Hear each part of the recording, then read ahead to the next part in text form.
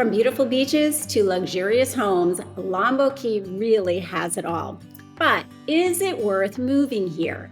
In this video, I am answering the top 10 Google questions about Longboat Key, but one of the most Googled questions has nothing to do with real estate.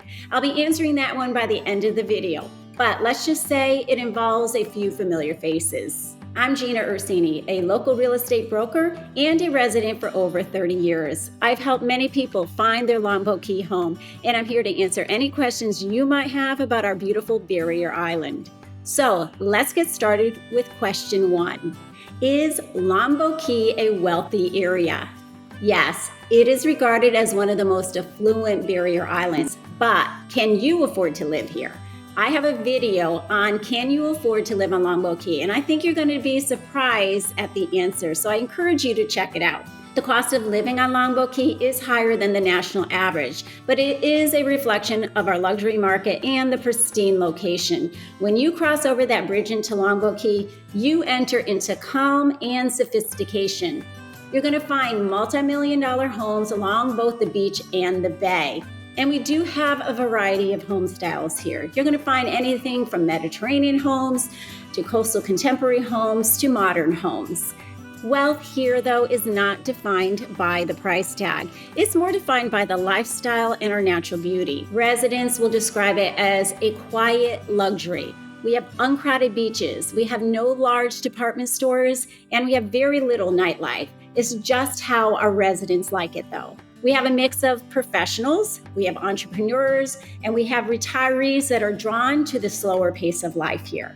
Many of the residents own a second or a third home to escape the winters or to escape that busy New York City or LA type of lifestyle. Though real estate leans the high end here, there are still opportunities with some smaller condos and villas. Now, condos are ideal for seasonal homeowners. They're easy to lock up, and you just leave it behind. So yes, Longboat Key is a wealthy area, but it's not about the showiness or the flash. It's about the privilege of living in such a beautiful place where every day feels like a vacation. And that leads to one of the most common questions I hear. Which is better, Longboat Key or Siesta Key? If you are exploring Sarasota's barrier islands, then I'm going to say the two most popular are Longboat Key and Siesta Key. They are both beautiful. They're both coastal, but each offers a very different lifestyle. Let's start with the crowds and the atmosphere. Do you prefer peaceful? If so, then you're going to enjoy Longboat Key. It is a much more quiet setting. Siesta Key is much more lively and much more social. Now let's compare their beaches. Siesta Beach has been voted the #1 beach in the nation multiple times, and it's because of its beautiful white quartz soft sand.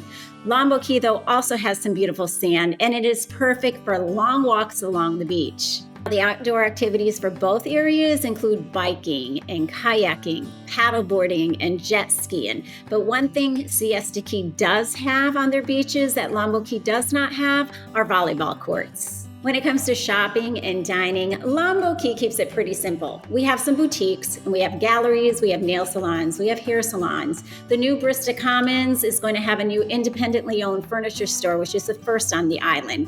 We do not have a lot of nightlife. Now in Siesta Key, you're going to find all of these same amenities, but the difference is Siesta Village is a little livelier with a little more nightlife if that's the lifestyle you prefer. So in summary, Longboat Key equals private, elegant, and residential. Siesta Key equals lively, energetic, and social. The next question, which city is Longboat Key close to? So we really have the best of both worlds because Longboat Key sits in between Sarasota and Bradenton. If you cross over, the New Pass Bridge is going to connect Longboat Key to St. Armand's Circle. And St. Armand's Circle is a lively circle with some shops, boutiques, restaurants. It's a great place to visit when you have family and friends in town. Now, just beyond St. Armand's Circle, over the John Ringling Bridge, you're going to hit downtown Sarasota. Our area is known for its arts and culture, and that's exactly what you're going to find in downtown Sarasota. We have museums, we have theaters, we have opera houses, there's restaurants, there's shopping, there's boutiques, there's even a little bit of nightlife with some music for you. On the north end, the Long Pass Bridge connects Longboat Key to Bradenton Beach. And here you're going to find a lot of that old Florida charm with some local restaurants. There is Bridge Street with some shopping and dining, and there's even a mini golf course for the kids. Now, as you cross over the Long Pass Bridge on the left, there is Coquina Beach. This is the public beach, and it offers plenty of parking. And sometimes in that parking lot, they even host craft fairs. So when you live on Longboat Key, it is a quiet lifestyle, but you are within minutes of some vibrant activity. Number 4, can you swim in Longboat Key? Yes, you absolutely can swim in Longboat Key. The waters here are clean and calm and beautiful and just perfect for swimming or paddleboarding or just strolling along the beach. We have soft golden sand, we have these gentle waves, and we have these peaceful beaches. And sometimes when you're sitting there, you're even going to see a dolphin or two swim by. The water temperatures here range around the mid-70s in the winter and around the mid-80s in the summer. I do believe, though, that this question is mostly asked because of red tide. Red tide is an algae that affects the Florida's Gulf Coast. It is not localized to Longboat Key, Florida. It's an algae that releases toxins and it causes irritation. So you're going to have burning of the eyes. You're going to have some respiratory problems. It is recommended when it's in bloom that you do not swim in the water. So there is a website that you can check the quality of the water. But you're going to know when red tide affects us because you're going to have this smell in the air. The water's going to change to a slightly different color, and then possibly you're going to start seeing some dead fish along the shore. Now, red tide is not something that occurs all the time. Sometimes it hits us worse than others, and sometimes it doesn't hit us at all. Most of the year, the water is clean and calm and perfect for swimming. Question 5, some fun facts about Longboat Key. Now, this is something I'm going to love sharing because a lot of them have to do with the history of Longboat Key. Where did the name Longboat Key come from? Well, it is said on the Longboat Key website that the name Longboat Key came from the fishermen's longboats that were abandoned along the shore. Longboat Key's first official resident was a gentleman and a veteran named Thomas Mann. He lived in what is now known as Long Beach Village. He obtained 44 acres through the Homestead Act. Now, during that time, Longboat Key was only accessible by boat, but in 1920s on the north end, they built a bridge, and I believe it was a wooden bridge that connected Longboat Key to Bradenton Beach. Now, also during the 1920s, John Ringland was building a Ritz-Carlton at the very south end of the island, and this all occurred during the land boom. But then we were hit by the Great Depression and construction stopped. And that building sat there for many years until 1960 when Arvida finally purchased it and built the Longboat Key Club. Now let's head back to the north end. During World War II, the north end of the island was shut down and used as a practice target range for the Army Air Force. When my daughter was in school, one of her projects she decided to do was the history of the target range, and we were able to talk to one of the residents who lived here during that time, and it was such an interesting story to listen to. In 2011, President Bush was staying at the Colony Resort, which is no longer in existence. It is now the St. Regis. But he was reading to a group of elementary students when he received the news that we were being attacked. Our next fun fact is about sea life.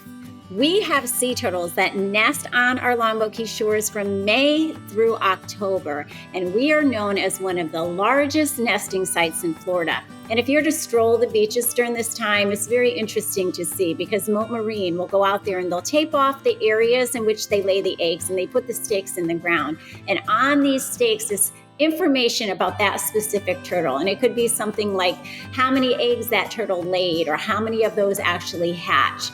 So if you're new to Longboat Key and you don't know much about these sea turtles, I encourage you to do some research because the story behind them is just really fascinating. So our last fun fact, wild peacocks roam Long Beach Village. At one time, there were more peacocks that roamed this village. Most of them have been removed. They left a couple males. There's some beautiful birds, but this is definitely something that Longboat Key is known for. Question 6. What airport do you fly into for Longboat Key? So Sarasota, Bradenton International Airport, that is going to be the closest airport. And from Longboat Key, you're probably talking 25 to 35 minutes, just depending where you live on the island. It's about 3 miles from downtown Sarasota. And the airport offers 11 airlines with direct flights. It also has short-term parking and it has long-term parking.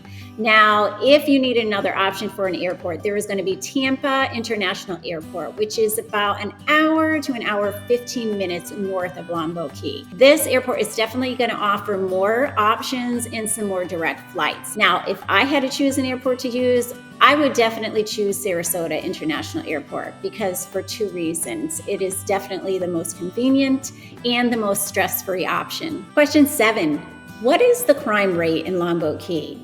Longboat Key has a very low crime rate. We have about 8 incidents per 1,000 residents, which is near the national average. So the chance of becoming a victim is 1 in 131. That is lower than 65% of Florida's communities. We are safer than most towns of similar size nationwide. Violent crime is extremely rare.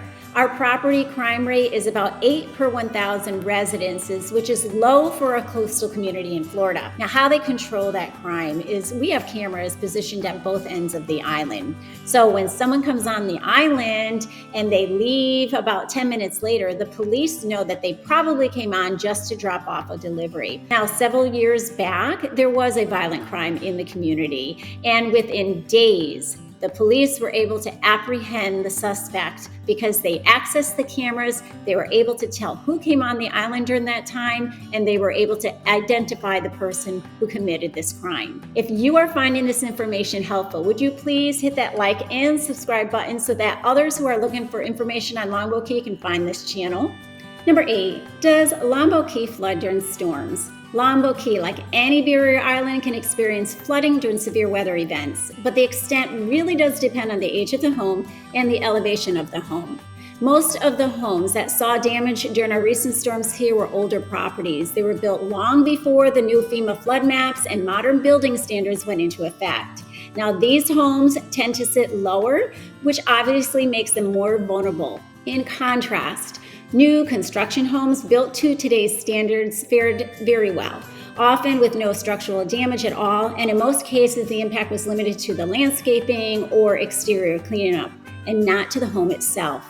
High-rise condominiums, the residences themselves, weathered the storm pretty well, but the lower levels, meaning the garage areas, the landscaping, if there was an elevator on the lower level, those were all affected by the recent storms.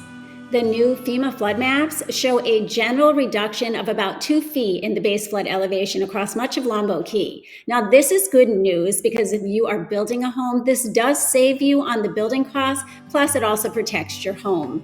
Builders can even choose to add an optional freeboard up to 2 or 4 extra feet for added protection and peace of mind. So while flooding can definitely happen, homes built to today's codes on Longboat Key are very resilient, and it's proof that good planning, smart construction, and elevation make all the difference.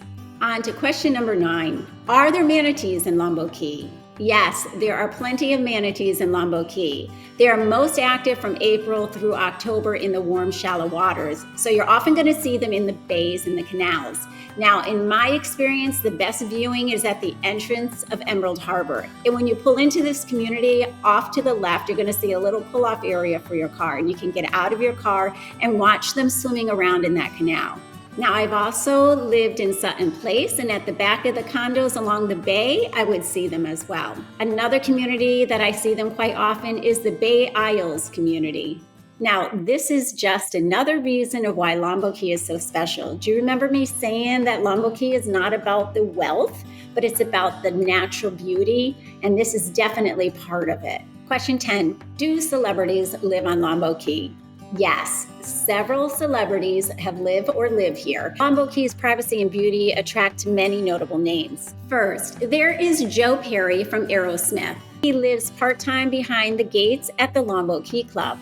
And then the late Charlie Kirk owned a condo on the south end. Now, at his recent memorial, I learned that Charlie was very influential in Rumble setting up their corporate headquarters in Longboat Key.